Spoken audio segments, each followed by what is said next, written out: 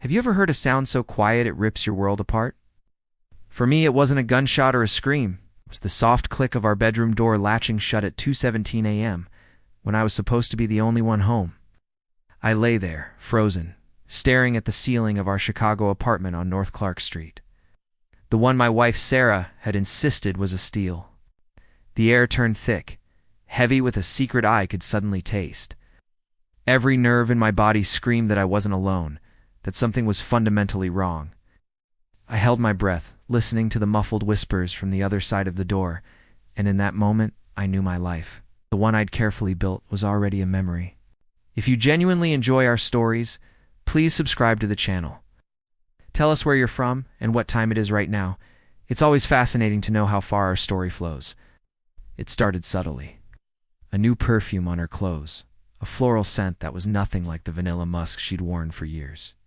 Then came the late nights at the office. Her phone always buzzing, face down on the nightstand, quickly silenced with a flick of her wrist. "It's just work, honey," she'd say, her voice a little too bright, a little too rehearsed. We were renting this beautiful 2-bedroom overlooking Lincoln Park, a place we couldn't really afford. Sarah had charmed our landlord, a slick, silver-haired man named Mr. Henderson, into giving us a deal. "He just really liked my pitch," she'd boasted.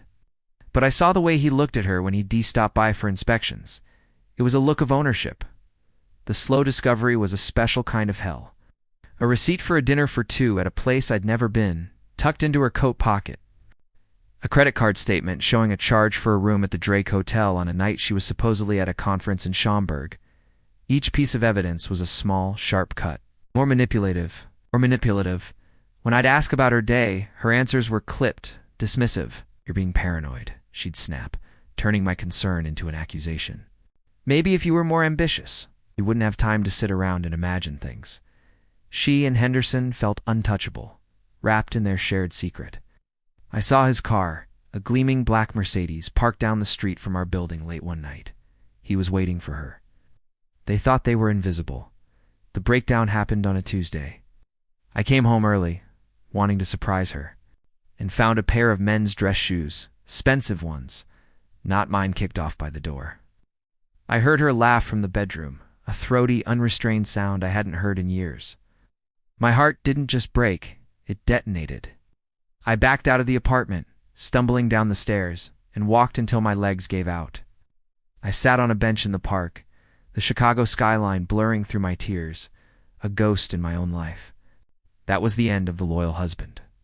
The man who walked back to that apartment hours later was someone else entirely, a strategist, a ghost with a purpose. My revenge began with a whisper. I hired a private investigator, a retired cop with tired eyes who knew the city's dirty secrets. He gave me everything. Photos of them leaving the Drake, audio recordings of their calls, time-stamped images of Henderson's car parked outside our building for hours on end. While Sarah was out, I installed a small, undetectable camera in our living room.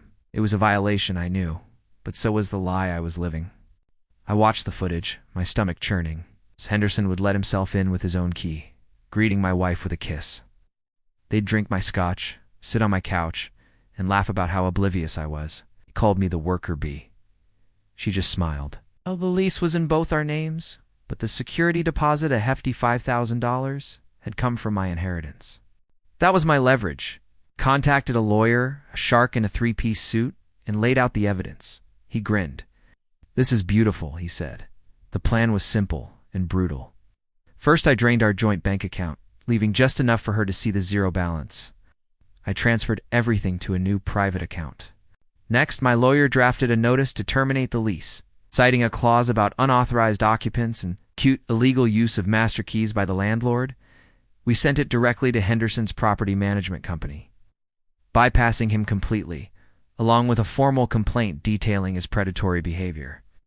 Backed by the investigator's evidence, the public exposure was the master stroke.